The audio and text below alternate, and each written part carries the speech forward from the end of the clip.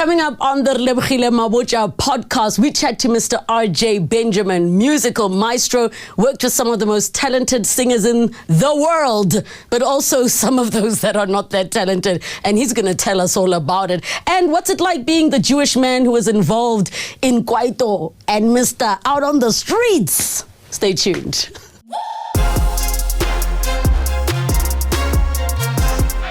Hey guys, welcome to another episode of the Relebogile Mabotja podcast. I bring you some interesting people. We talk about interesting things. Comment down below who you'd like to see on the show or what you'd like us to talk about. Don't forget to subscribe and hit the notification bell. Today's guest, I'm very biased. I'm not even going to front. He has been a long-time friend, but also has been somebody who I am a complete fan of his work, his abilities, his view on life, and so many other things. But he is a maestro. Mr. R.J. Benjamin is in the building. How are you? I'm good.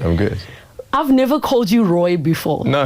It feels weird. But because I have mutuals who'll be like, Roy said he was speaking to him. Like, I forget. Uguti, you are Roy. Yeah. Do you remember when we first met? I probably don't. My early memory is meeting you at the Soul Candy Studios. But Okay. I think it was before then. It was before. So I was 18 years old and I was working as a production assistant at Crazy. And I remember you coming in, you still had those R&B locks. If you're not sure what the R&B locks are, search Danny K. He had the hair gel. And you came in and I remember you had your CD and we were sitting at Red Pepper Pictures. And I was telling you about how I love music so much and Berklee College of Music. And we just clicked that day. And then I had your CD. And I mean, even today, your first album for me was the one where I just got hooked on your sound. I was like, how this Jew got soul? I didn't even know, but do you like kind of remember that era when you were like promoting that first project? I do. I do. I remember sitting with Black Coffee at one of those crazy recordings. I don't know if it was that one, but now they've become a little bit of a blur in my memory. Yeah. Because it's a long time. It's long ago. It's 21 years ago. You know, and I don't consider myself an elder in the industry yet. You know, I'm heading there. The Gen Zs consider us elders. Yeah, I know, for sure. Just so they're like, timer, yeah, for sure. But it's kind of a blur. I've got like little memories here and there. I remember like doing a guest spot playing on the piano on like backstage. Oh my God. Because at the time there was someone who was working for Ghetto Rough. Yes. Who was driving me to all these different interviews and da-da-da-da.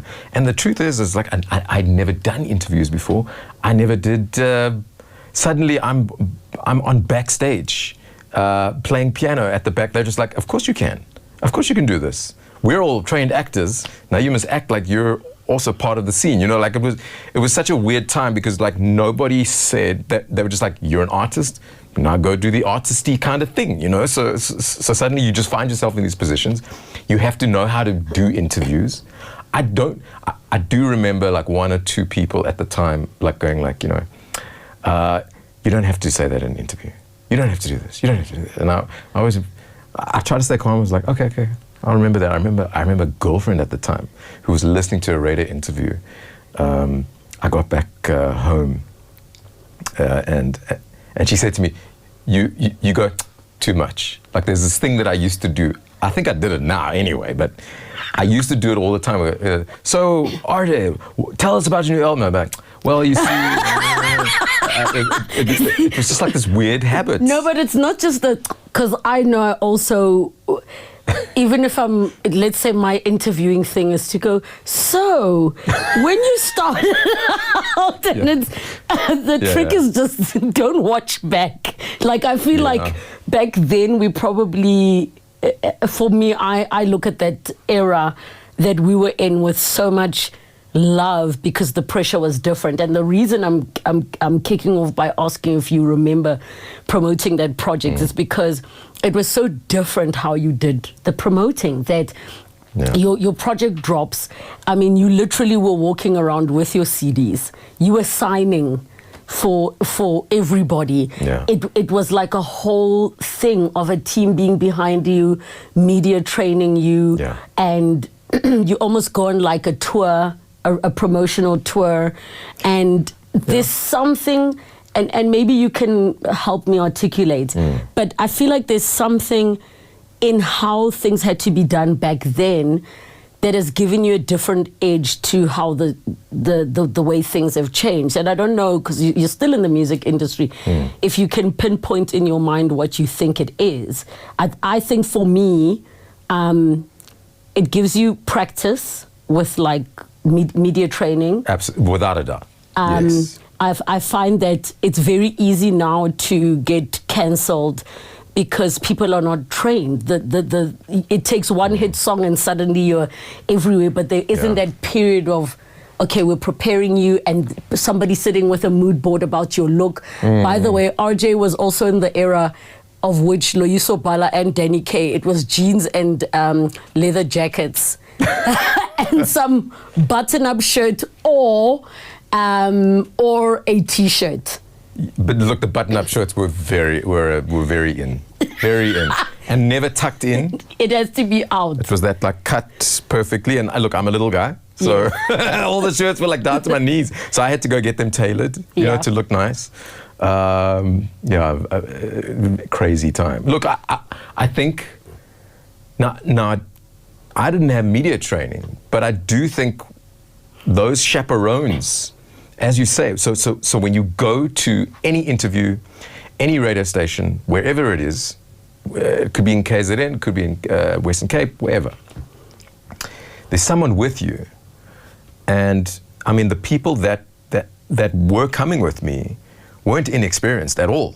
I mean, these were the same guys who were going with, at the time, Zola to interviews, or I'm trying to think, Zeke, or you know what I'm saying. So and now they're coming with me, and they would definitely kind of.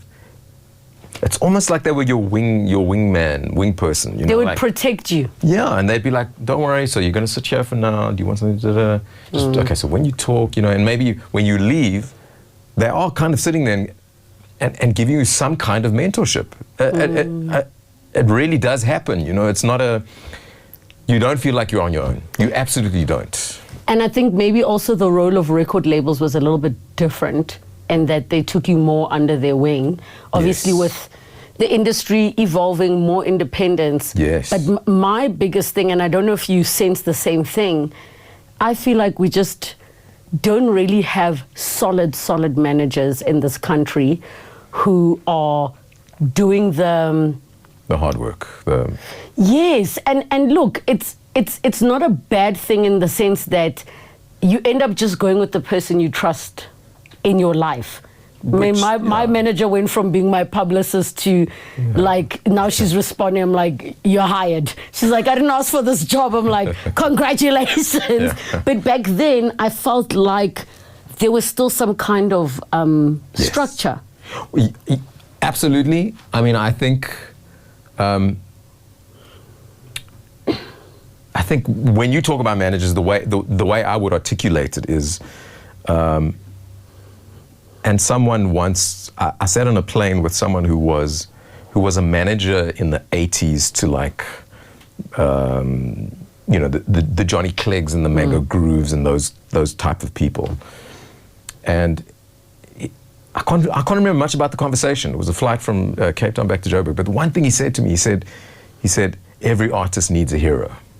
Like, and a manager, they can't just be like your biggest fan. That's not about that. But they have to believe in you like 150%. Like they have to believe that, like, with all their being, that like you are the next big thing. And even though not everyone knows you yet, they need to make sure that people know this guy, that people know who RJ Benjamin is, you know, or they know who Loyiso is, the Bala one, you know. So like, but that was the case with managers at the time.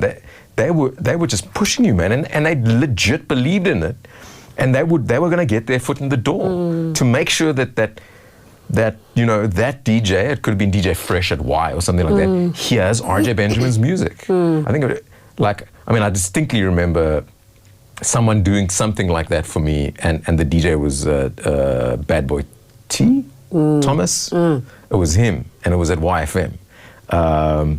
And I mean, listen, I couldn't do that. I'm a terrible salesperson. I always have been, you know. So, like, if I was part of this generation now, I would be struggling.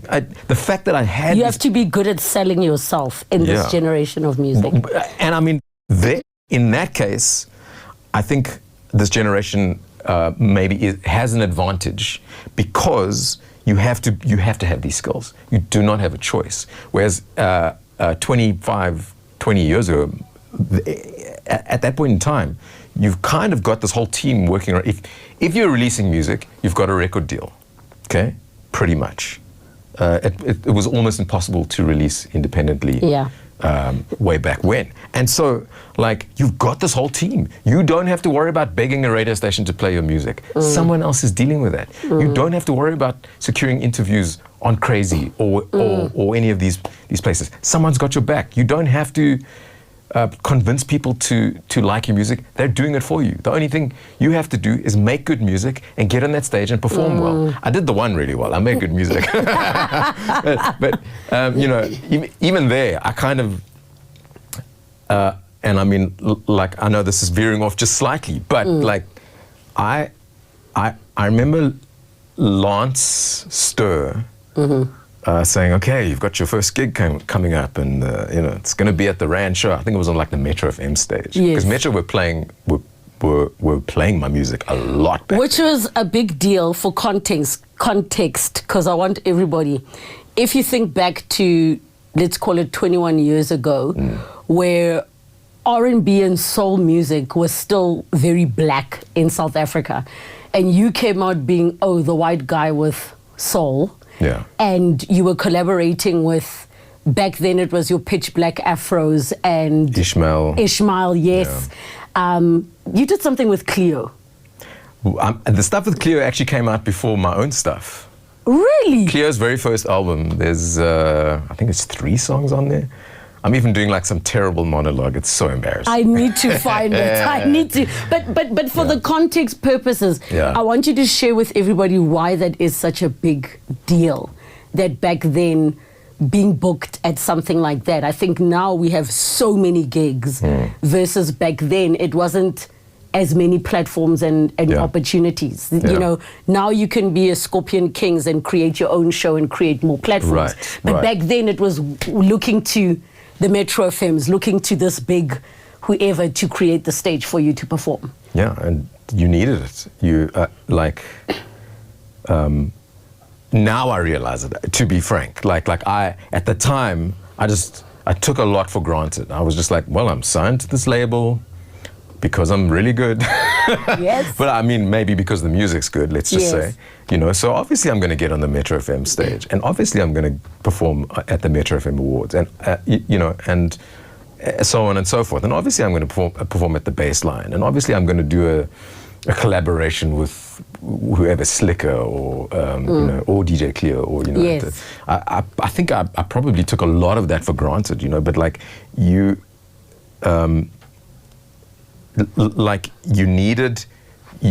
had to get signed. But if you did get that deal, you know, then suddenly you had this door into these key platforms. And Metro FM was such a pivotal station at the time for R&B and soul music. Of course, you know, deep house and kwaito and hip hop. But that's kind of, I mean, I grew up on all of that stuff. I started listening to Metro the second Metro came into existence. I was one of those guys. I actually think Danny was as well.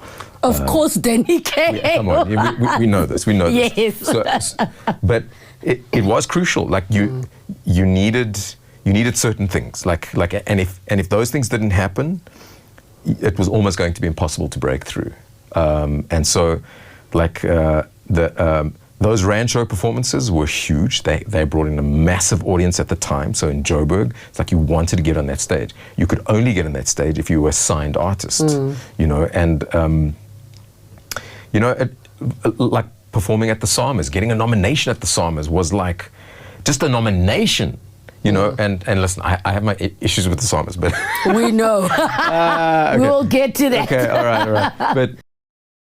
But nevertheless, it was important to get just a nomination. I think to some degree people still feel that way, but certainly then it was like, I mean, it meant the world as an artist to just get that. For me, getting a nomination for a Metro FM award was as huge. And also because Metro FM would be talking about you, because context is we didn't have social media.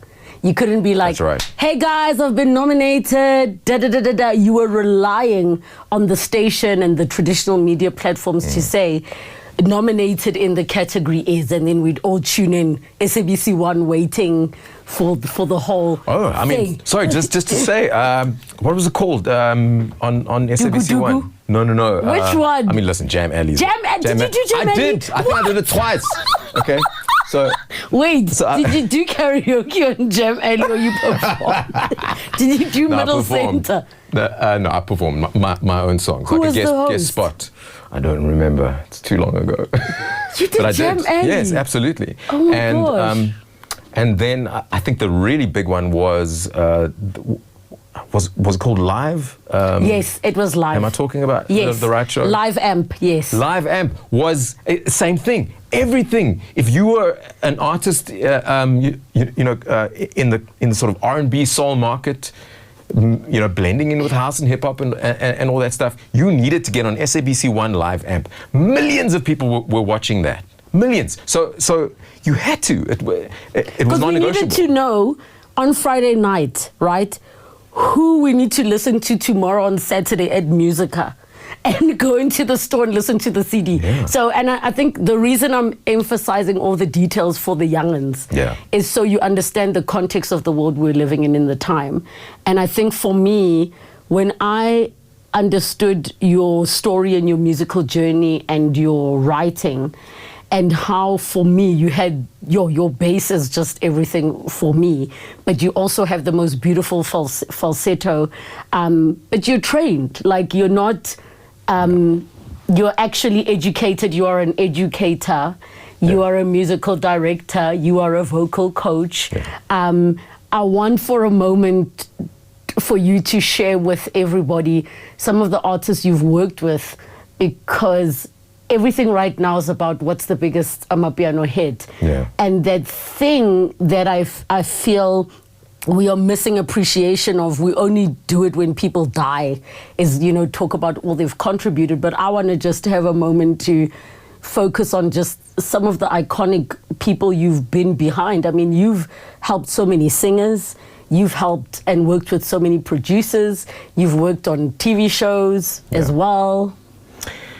Yeah, it's been, look, I mean, when you've been around for a long time, and I mean, you've been in the biz for a while too, you kind of rack up just a long list of things, and you learn how to pivot, you learn how to adapt. Those are usually the ones who kind of survive, you know? Yeah. And, okay, so let's just take it back to the vocal coaching. Yeah. I kind of got lucky after okay, I'm going to take it a tiny bit back. I know. Back again. I don't want to just a little bit more. So, so in my final year, one of the subjects was a subject called private music teaching, and I didn't like it. Why? I wasn't there for that. I was there to write songs, learn and hone my craft, mostly as a songwriter and then a singer. Yes. And in my head, I was always going to be writing songs for people. I thought that was my superpower. Out of all the musical abilities, or whatever you want to call it, I thought that was the one. And there were a few things like during that private music teaching class where I can't remember if I was arguing like out loud. That doesn't seem like my style, but I didn't agree with what was being taught or how it was being taught to us. I don't, and I think out of protest or something, I actually just dropped out of the class. I don't think it was a big fight or anything like that. Yes. I'm not a very confrontational human being, but I dropped out, and essentially our vocal mentor, the person who was teaching that class, pulled me into her office and basically said, first off, you're not going to get your qualification after this if you drop out. So don't do that. It's just finish the course. But she said, but secondly, I want you to finish and qualify in this private music teaching module, because I think you have a gift as a teacher. And I was so confused, because I was like, what do you mean? Like, I'm here disagreeing with kind of your methods, so to speak, and you're telling me you think I could be a good teacher, which was so weird at the time. And what she said, she told me is, you know, she's watched how I've engaged with, for example, other singers in the class when we're learning harmonies, other musicians when we're in a class, like a band class, and we're having to learn something. I'm always the one kind of like bringing everybody together, teaching them what they should be doing. This is what you should be doing. This is the part. This is the groove. This is the, you know, all that kind of stuff.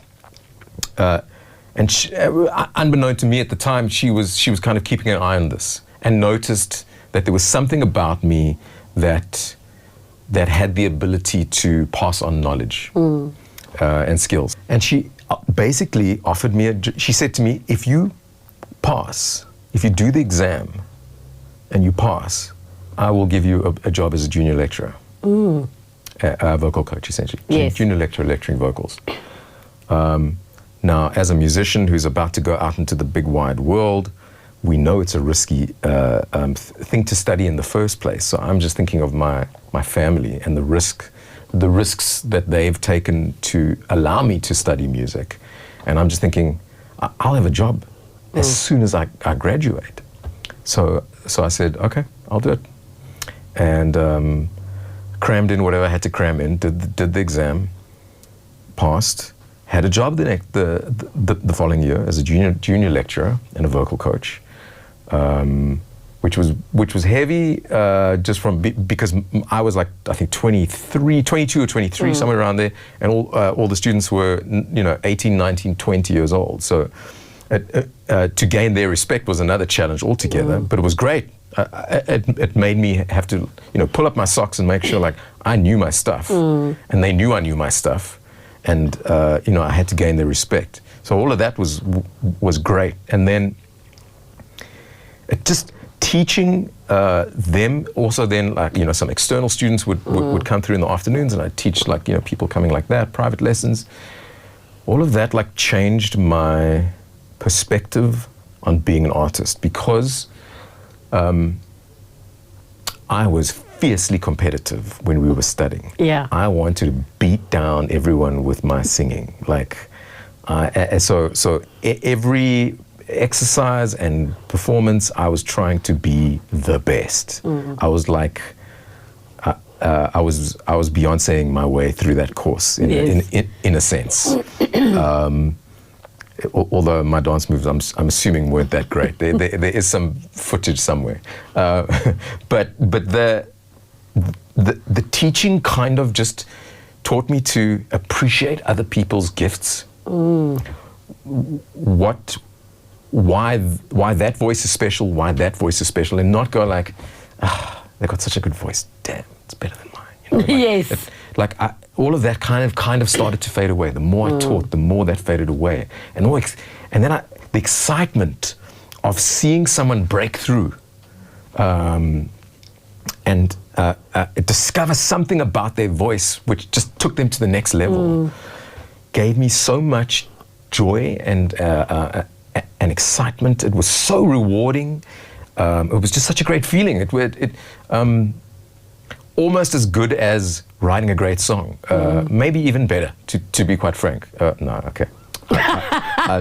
No, but I'm I like get you completely because yeah.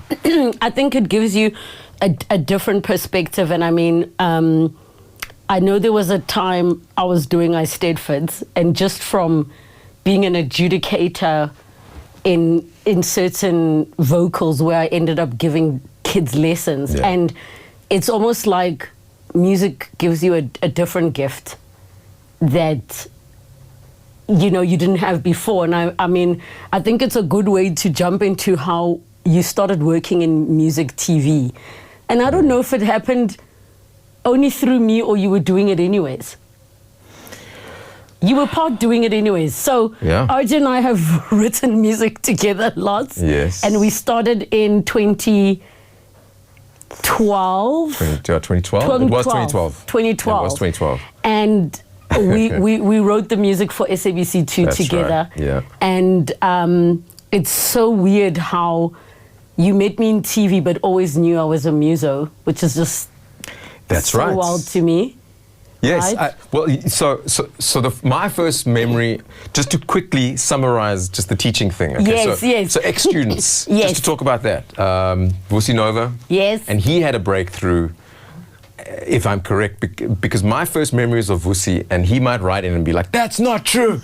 But my memories of him initially is like he had a nice voice, a sweet voice, but hadn't quite found like that next gear. And between myself and another vocal coach named Christine Ludwig, we somehow managed to get him to access this power. And then he just never stopped. Yeah. You know what I mean? We couldn't stop him from doing it. And I have strong memories of that. And I mean, that's the Vusi Nova that, you know, people would know. This like massive, incredibly powerful voice with, I don't know how to explain it, you know, but like, and it feels like he could just go on for days just singing just like that, you know. It was quite unbelievable to see him on stage, finding this and then just running with it and realizing, oh wow, look at this.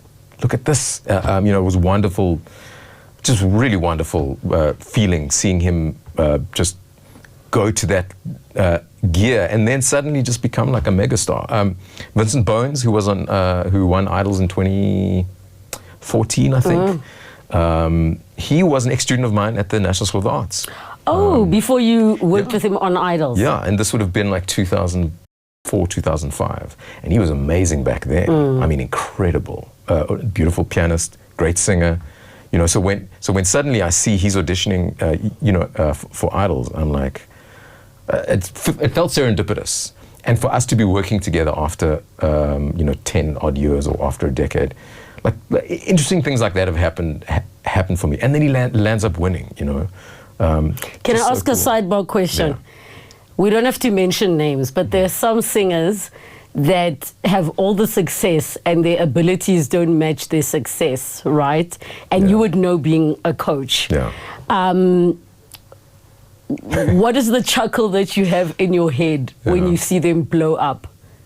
And the reason I'm saying specifically this is because also, and you and I speak about this all the time, the longevity of your vocals. I mean, some musicians or some vocalists don't take care of their voices properly.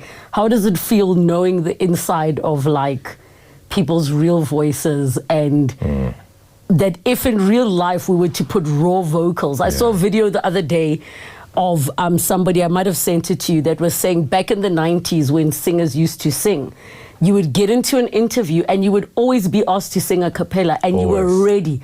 Even Britney Spears was hitting the notes. Christina, Mariah, you know, Beyonce, they were ready to go a cappella. Now to ask somebody to perform on the spot is a thing. Yeah, sabotage. Look, I mean, I've had some very interesting experiences, and obviously I can't name names, but labels will, you know, if someone's discovered someone that's special, they obviously want them to be the best that they can possibly be. So then they'll come for coaching. Now, it could be me. There's some very, what I would describe high-end, vastly experienced vocal coaches in South Africa. I'd put my name amongst those people. And so, you know, every now and then, like a label will come, they'll go, I've got the special singer, but there's a few issues, I'll take them for some lessons. And the problem is that more often than not, the single's already done. This person's about to blow up. You know, like they're only sending them to me with like weeks to go, maybe a month, you know, something like that. And the reality of vocal training is some technical issues. You know, it could be lack of stamina. I mean, it could be something, you know, relatively basic as like breathing, but there might like be a physiological issue. And, you know, those things can take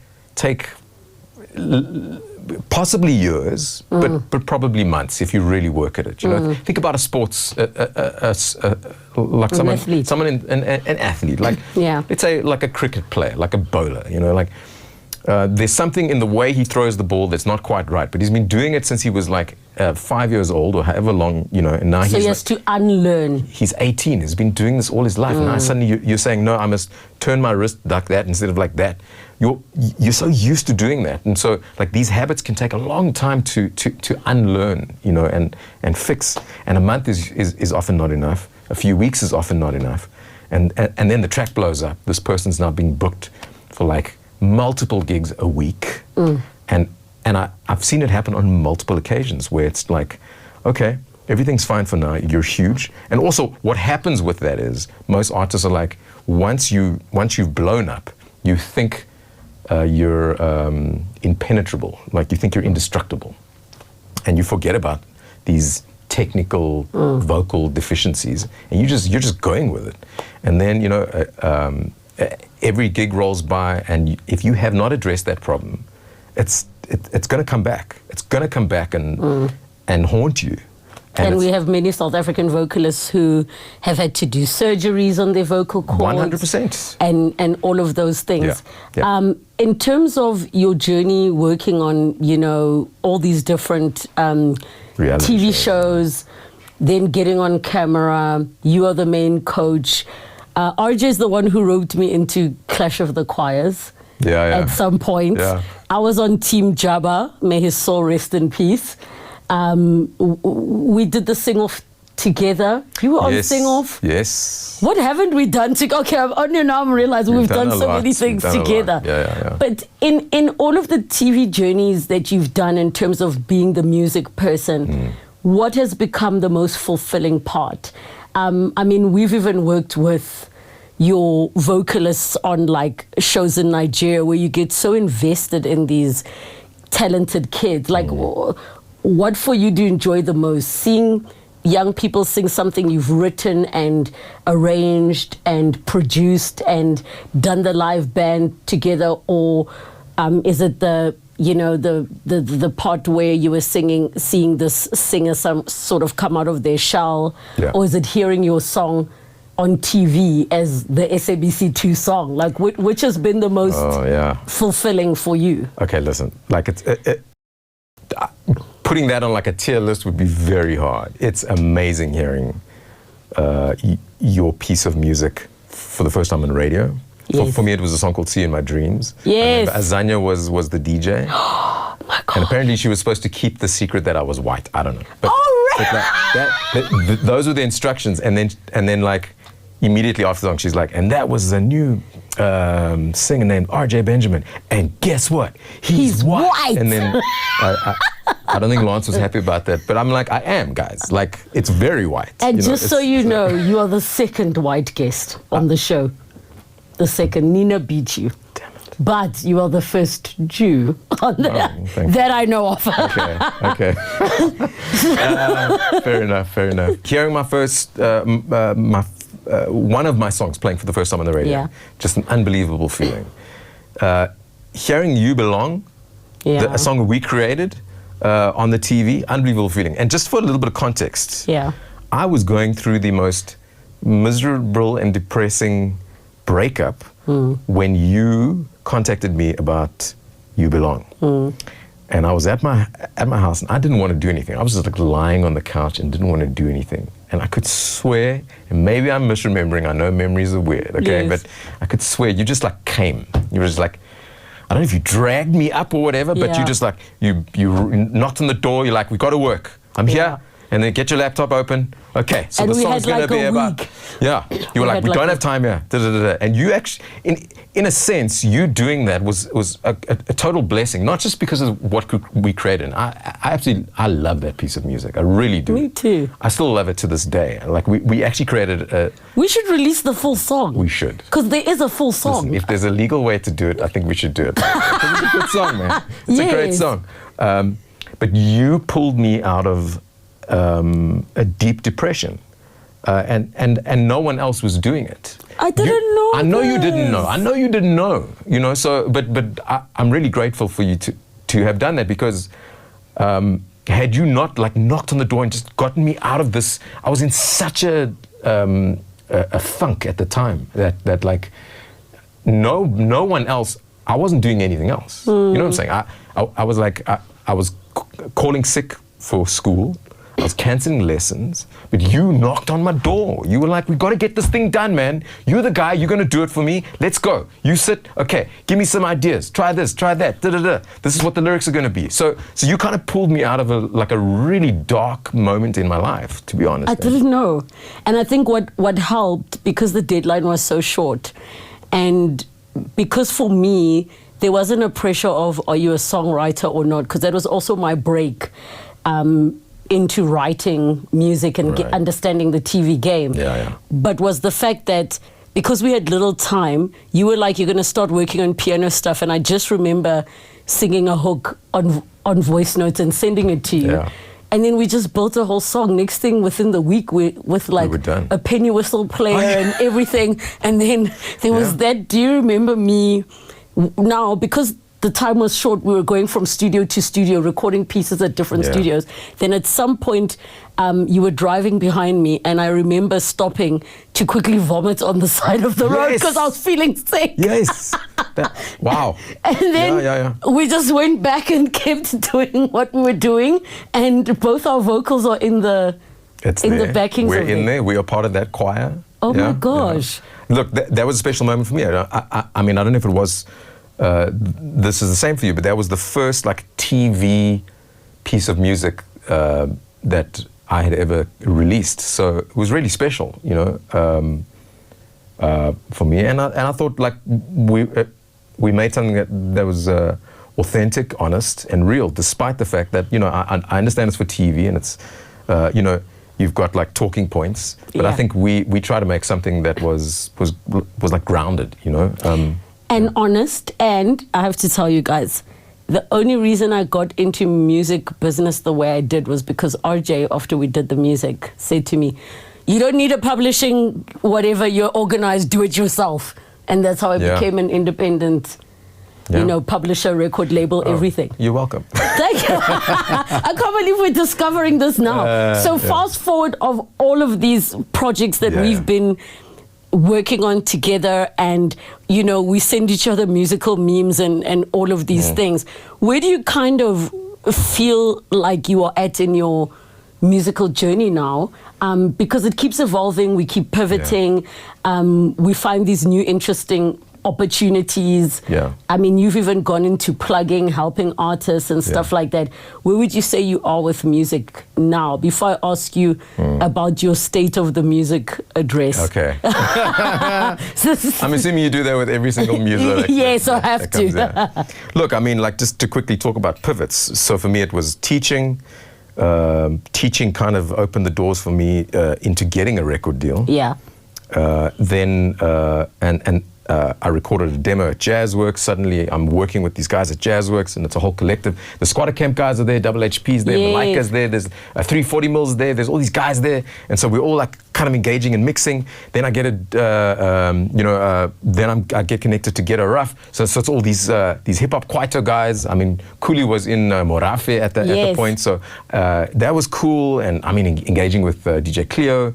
And just all these really interesting people. And so all of a sudden I was, a vocal coach, singer, songwriter, music producer. But it was all original music and commercial music that was getting onto radio, you know. But at the time, my music was not like massive. It was, I had a nice following. And then all of a sudden this house thing happens, and all of a sudden I'm doing like club gigs and house music vibes, like every Thursday, Friday, Saturday, Sunday at a Chisanyama kind of vibe, you know? So wherever, all throughout Southern Africa for the most part. And that was a whole, that was essentially a pivot, because the people who were listening to like my R&B soul stuff, were not listening to the house stuff and vice versa. So it was this whole other market, And so that if you don't know, he's the change the world guy. Out on the streets, yo, he's that guy. Yes. So that happened, and that was a thing, and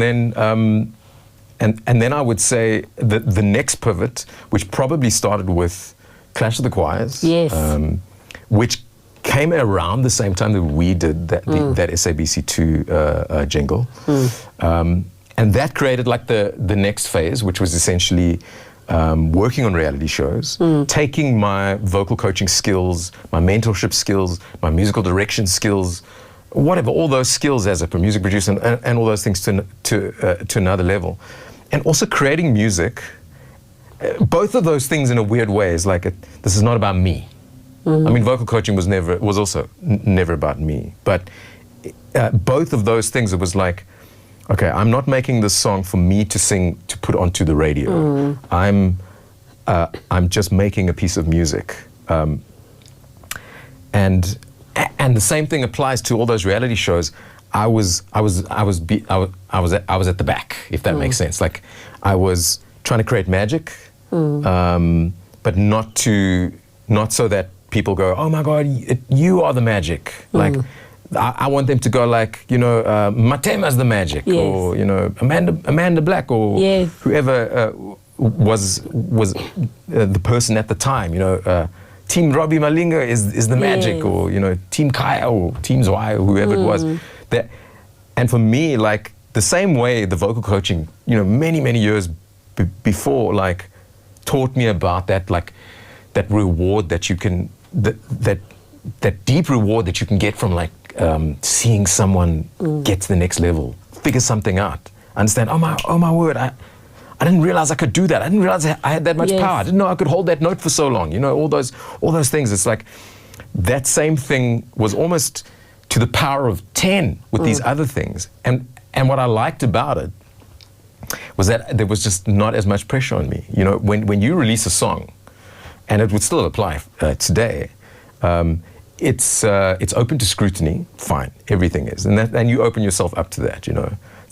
It's like having kids. It's like you decided to have kids, so don't backtrack and complain about it. But and once you've released, it's done. There's you can't take it back. No, you can't take it back. But I did find myself, for example, like releasing songs, and it was never something that I could quite come to grips with. Was like, it goes to radio. Some radio is going to playlist it, some isn't, okay? But some radio stations that you like are not going to playlist it. And, we all drive cars in this country, and we're all listening to radio. Well, at least I still am. But, but certainly, let's say 10 years ago. Yeah. I'm always tuning into my favorite stations to, like, scan and see if I can hear some cool music. But the problem is, then you'll hear something where you'll be like, okay, I know this is a new song, and I just sent them my song. I think my song's better than this song. Why are they playing this song? Why didn't they play my song? You know what? Screw this radio station. I'm never listening to this radio station again. Now, this is what happened, okay? I became a 702 listener. Not because of me. Not because of me. No. I became because I knew that they didn't play my music. Because it's just talking. So I know this sounds insane, but at least I know that, like, they didn't reject one of my songs. Because it's not that kind of station. I know this sounds absurd. No, but Funny enough, I've never actually necessarily spoken about this. So Beyonce has said, right, and I'll never forget. Yeah. Because I think this is sort of what the crux of what you're saying is there was a day when Beyonce was presenting to the record label her songs where they said there's not one hit here. And as she's walking out the meeting, so this is before they gave her feedback, right. But she was like, I think it's the documentary 4, and she was like, I'm still an artist and I'm sensitive about my shit. She said it to camera. And I just remember, because I've always known you as those artists that you are a true creative. You're a true artist. Highly intelligent, sensitive, yeah. and all of those things. Yeah. I mean, that's the beauty of it, is, you know, you went through your phases of being like, if this, because you start to understand what the system and the business is about, which is not about just the art. But I think you've evolved now to understand the game. For sure. And I think, and so many of our engagements, and what I like about where you are musically is I feel like I can throw anything at you in all the stuff that we do together, and you do anything. And listen, I mean, like, maybe some creatives who are like, you know, feel that they're like, you know, pure songwriters or whatever, might not have responded in the same way. But I have to tell you, like, I relish the challenge now. I'm like, I think I can do this. And then I go and I research like a genre I've never done before. I'll do a deep dive. Like I almost get lost in it. So much so that, like, if like my wife like touches me on the shoulder to be like, hey, you need to come to bed or whatever, I'll be like, "Ugh," you know, kind of thing. Yes. Like, I'm just so deep in it. And I've actually learned to thoroughly enjoy creating outside of just being a songwriter, because most of my songs are biographical, like my original songs. Most of them are coming from the story of my life. Yeah. And this like, I was never like and create a song about picking apples off a tree. Okay, and here we go. You know. So, and it's 20 seconds. Yes, exactly. And now you're in that era. Yeah. You're 1 second over, you know, Yes. or whatever it may be. Yeah. And the words I need in the song are, you know, golden delicious and taste so good, whatever. You know, like okay, so now we need to factor that in. But I thoroughly enjoy it because it's a different kind of puzzle. It's a different kind of creative / musical puzzle, and it's like, can you figure it out, you know? And then it's also going like, and I mean, you and I know this. It's like, okay, we now know this. Like, let's make more options, you know. So we like, okay, you don't like the way we crafted that puzzle. What about this one, or maybe this one?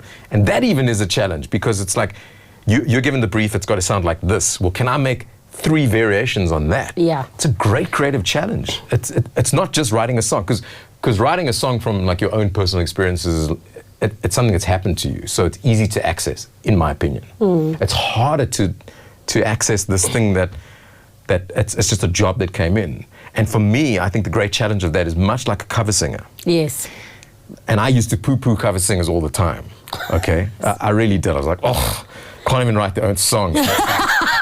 You know, He's that era of musical snobs, like, songwriting snobs. Exactly, have to sing the greatest love of all. You know, but like, but the reality is, it's an incredible skill to be a great cover singer, because you have to find something that connects to you and still feels real. In fact, like that you can cover a song that people are listening to it, and it feels like you wrote the song. You're doing such a good job.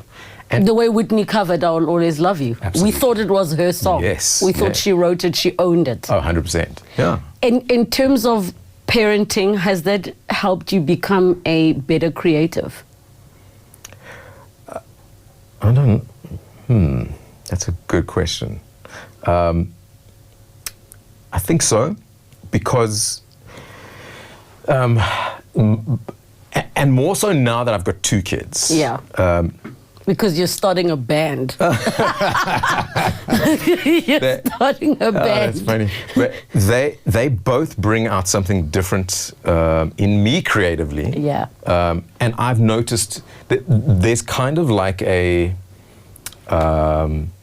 chain going between all of us. My eldest is showing musical abilities connected to perfect pitch and all these skills, and then my youngest just has this insanely amazing sense of rhythm. Like, I'm pretty sure he's going to be a drummer. He is. And he's going to be a better drummer than me, you know. So, and so they're showing skills that I don't possess. I'm not saying I'm completely rhythmless. Yes. I just don't watch any of my music videos. But it helps because, I mean, your wife is an actress, a singer. She also is a triple threat. Yes. And for me, I can't imagine that kids would grow up in a musical home and not take something out of it. And I mean, I kind of find, you know, what's changed me as a creative is a kid will inspire you to try and make more money, firstly. Yeah, for sure. You got to get creative and now you got to make more money. But they also, I mean, because we speak about it so often about discovering this toddler who has these gifts that maybe we didn't have. And now we live in an era where, because our parents were not these musicians where you're like, oh, I grew up at rehearsals. Now our kids can grow up in that space. Yeah. And how are you stopping yourself from living vicariously through your perfect pitch child? Because I regularly have to be like, calm down. Calm down. Yes. Calm down.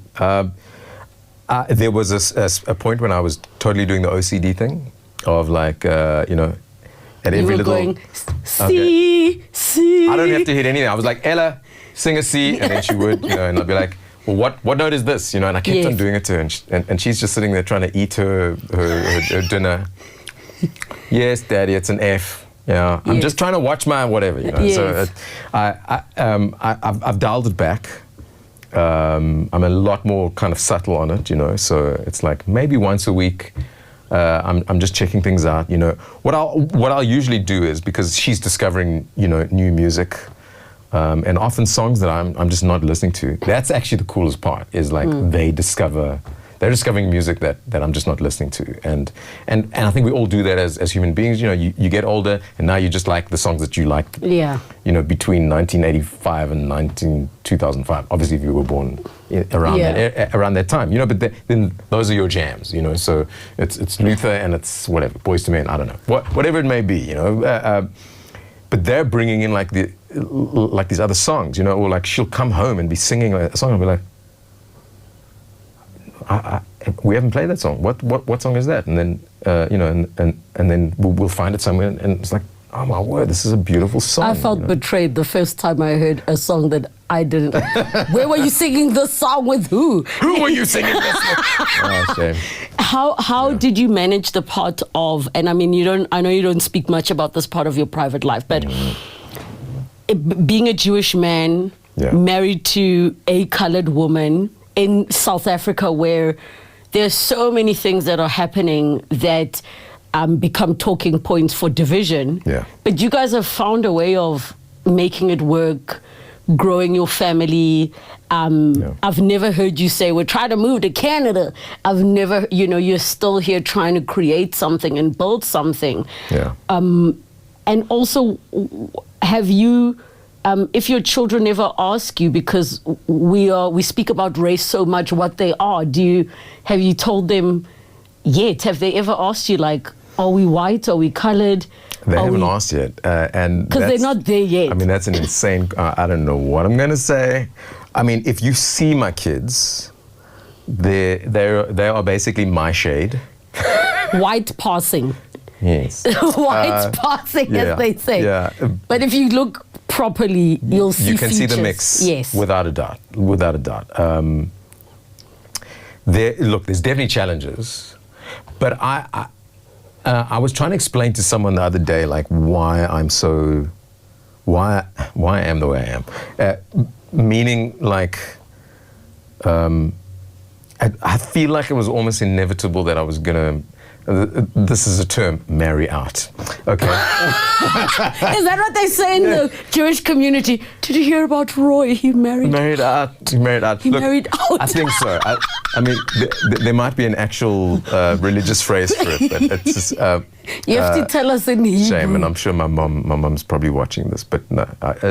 I mean, there were signs. The signs were there. Okay, that's me just talking in my kind of Joburg Jewish. Yes. Okay, first off, grew up on all this kind of soul, R&B, jazz, all this kind of music was around. So I suppose that musical influence is there, you know. So I think that had a part to do in it. I didn't go to one of the Jewish schools in Joburg. I grew up in what then was a very small town to the east of Joburg, and went to a school where, you know, I think it was a big school. There could have been like 800 kids or something like that, and out of those 800 kids, maybe 5 to 8 Jewish kids in the school. I had to deal with, at the time, a lot of anti-Semitism, not really understanding what it was per se, you know, as a 7, 8, 9, 10-year-old, but I had to deal with it, and on a weekly basis of like people saying things like you effing and you're going to hell. At that point in time, it was statements like that, which I don't know why. I don't feel like it was traumatizing, but I definitely had to build a thick skin to learn how to deal with that. And then, like, moving from there to high school, I know there were potentially discussions about me going to an all Jewish school, and I didn't want to. I felt like I'd rather go to a school that's more mixed. Yeah. And now we're talking at a time in South Africa where it's post 92.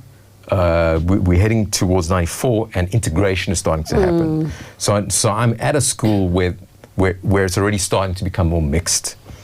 But musically, there's kids who look like me who are listening to Nirvana and Pearl Jam, and bands like the Cranberries and Goo Goo Dolls and Oasis and Goo Goo Dolls. Red Hot Chili Peppers. Oh no, they're post 94. Goo Goo Dolls weren't around. They weren't around yet. But look, Nirvana was definitely the big one. So but that wasn't my thing. Like you know, so I was trying to find my identity. In your tribe. And music was such a big part of that, even within the tribe. And I discovered neo soul in the form of D'Angelo, Maxwell, Erykah Badu, and those type of artists, and a genre called acid jazz from the UK, which was Jamiroquai, a band called the Brand New Heavies, Incognito, and here I was listening to like my own, like everyone else is like Nirvana-ing, and I'm just sitting here like jonesing on, like, you know, this music that sounds like it's slap banging, you know, from the 70s, really, you know.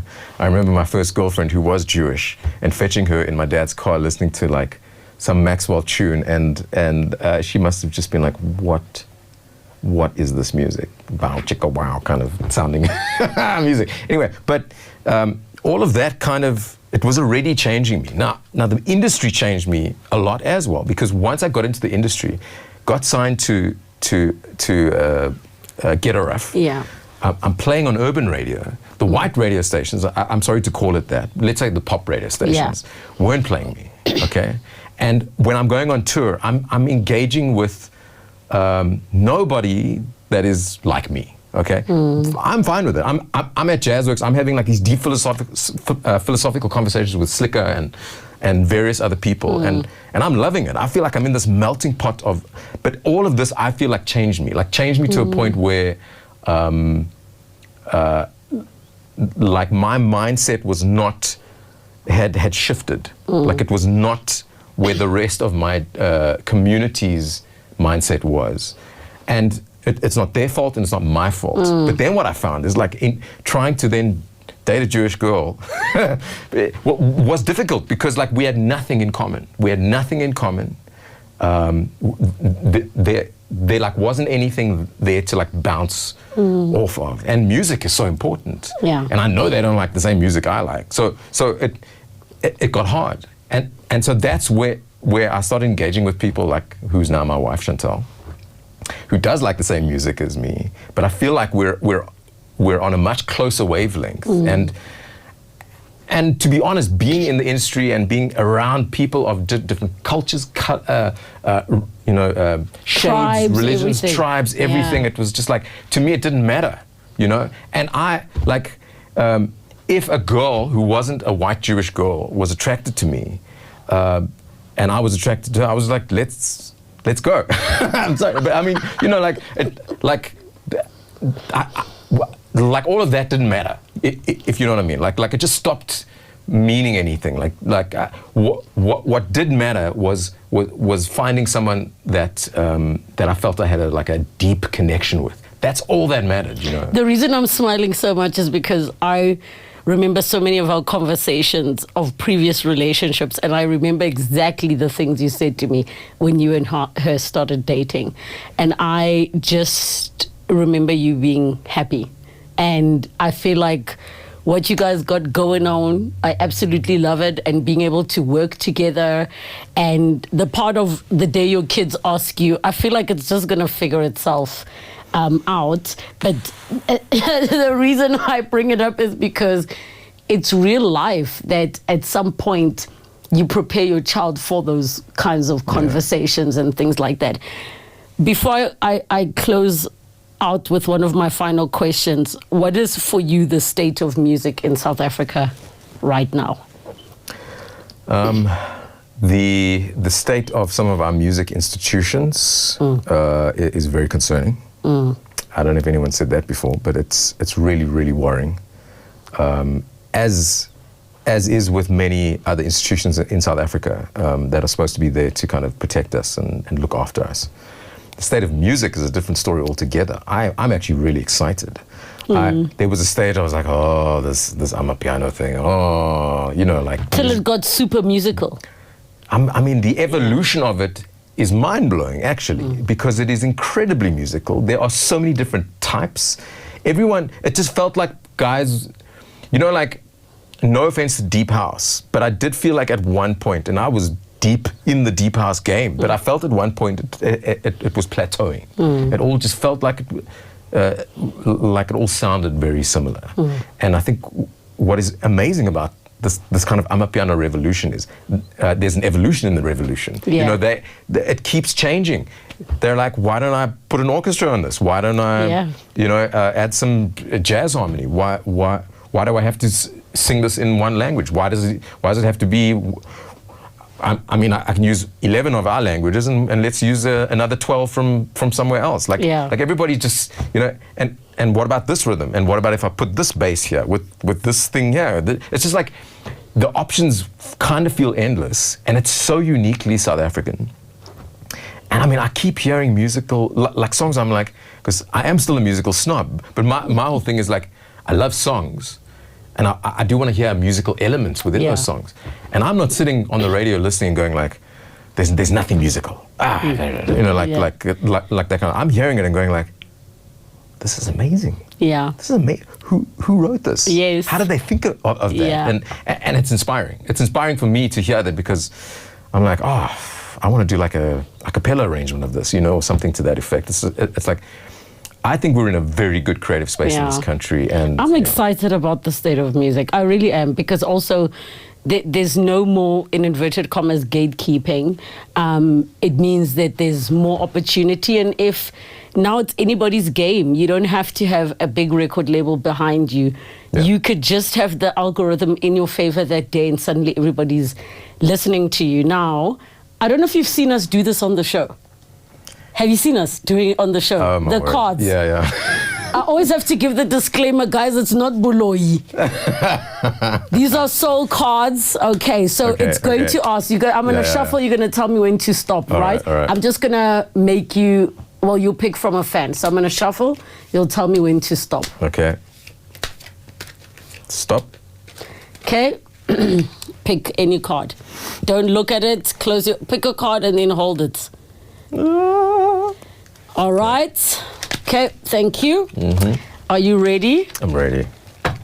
The question is, what are you grateful for right now?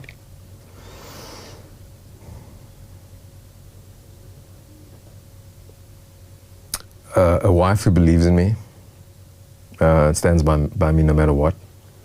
and two deeply, extremely happy children. Are you ready to hear your soul action? Let's do it. Adopt an abundance mindset. Gratitude is the antidote to all our problems. It is impossible to be fearful and grateful at the same time. Gratitude improves our health, opens our heart, and changes our state. The universal law of attraction says that we attract into our lives that on which we are focused. So you're going to get to close your eyes, put your hand on your heart, and you will think, not on camera, later, of 3 things for which you are grateful today. Does this resonate with you at all?